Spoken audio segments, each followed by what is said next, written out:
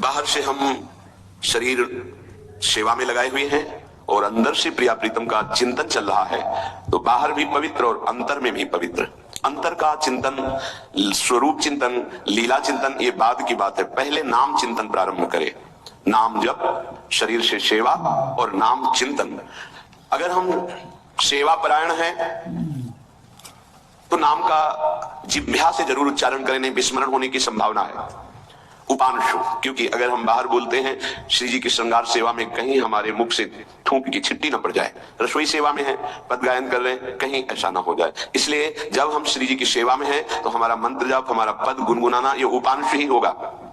वाचिक नाम जब, नाम कीर्तन, पद कीर्तन उस समय कर सकते हैं, जैसे सोनी लगा रहे हैं, पोछा लगा रहे हैं, इसमें कर सकते हैं। लेकिन पात्र मार्जन करके रख रहे हैं, रसोई सेवा या श्रृंगार सेवा, उस समय उपांशु ही होना चाहिए।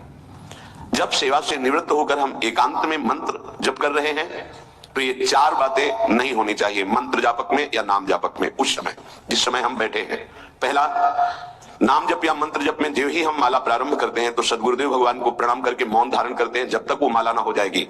अत्यंत आवश्यक होने पर भी माला पूरी ही करनी है, तब बात करनी है मंत्र जाप में। ये नियम होना चाहिए। अगर ऐसा नहीं है तो फिर माला पुनः आपको प्रारंभ करनी पड़ेगी, उसे पूरा करनी। बीच में रोककर बात करके फिर आगे ये नहीं चलेगा, ये दोष माना जाता है। माला पूरी होने तक वार्ता नहीं हो सकती। बोलना बीच में, पहला दोष। दूसरा, इधर उधर देख ऐसे माला जपने, मेरुदंड सीधी, नासाग्र दृष्टि ऐसे। जिसे नींद आने की संभावना है वो आंख मूंद के भजन करने मत बैठे।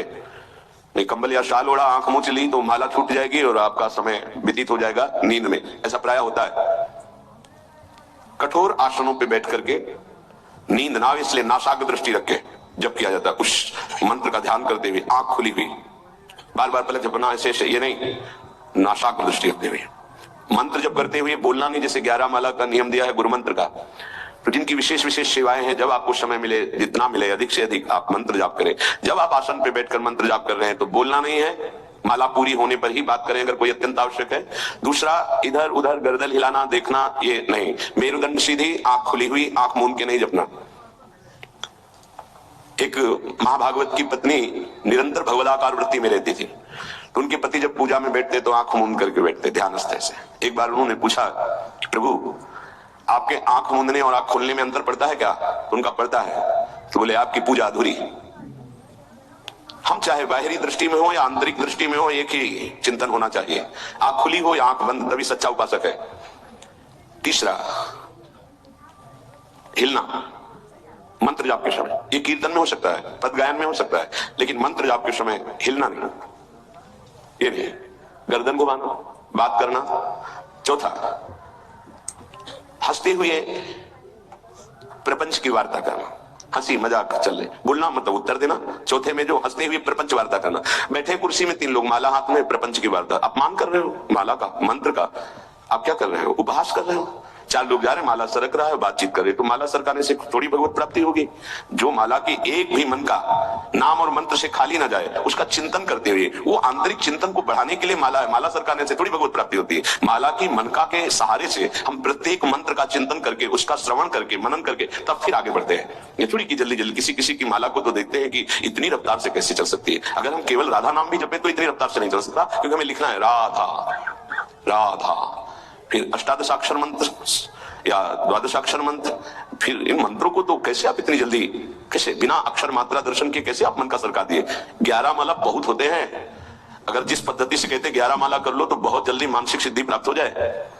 सामने मंत्र लिखा हुआ है, हर बार नवीन मंत्र की रचना कर रहे हैं। हर मन के पे, एक मन के पे पूरा मंत्र लिखा, फिर एक मन के पे पूरा मंत्र, फिर मन। देखो मन कहां भाग के जाएगा, मन निर्विषय हो जाएगा, सच्चिदानंद की तरफ दौड़ पड़ेगा मन।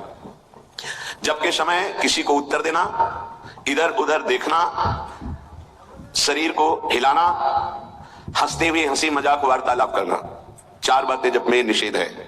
जब काले न भासेत नान्यानि प्रेक्षेत बुधा न कंपेत शिरोग्रीवाम दंता नैव प्रकाशयेत। 4 बातें। हंसी मजाक, 2 साधक चल रहे रास्ते में, माला भी चल रहा है, हंसी मजाक। तुम्हारे पास समय कैसे, तुम्हारा माला कैसे चल रहा है? तुम वार्ता कर रहे हो, हंसी मजाक कर रहे हो, ऐसा नहीं। इतने सिद्ध नहीं हो गए हो। जो शास्त्र, जब काले न भासेत नान्यानि प्रेक्षित बुधा न कंपेत शिरोग्रीवाम दंतान नैव प्रकाशयेत। माला जपते समय ये ऐसे हिलना डुलना, शांत, हंसी मजाक न दंतान नहीं प्रकाशे, दांत नहीं दिखाई देने चाहिए। गुरु मंत्र के समय तो मुख से वायु भी नहीं निकलनी चाहिए, मुख से। बस ये स्थिति, थोड़ा दांतों के बीच में जगह है, जिह्वा का अग्रभाग ऊपर के दांत के जोड़ पे है, हल्की सी नाक की श्वास से मंत्र का उच्चारण है, उसी का श्रवण है, और नेत्रों से दृष्टि में हम देख रहे हैं। भगवदाकार मंत्राकार वृत्ति करनी है। प्रभु के मंगलमय नाम उच्चारण करने से करोड़ करोड़ जन्मों के पापों का नाश होता है, ऐसा शास्त्र और ब्रह्म ऋषियों ने निश्चय किया है। भगवान का नाम उत्तम श्लोक है।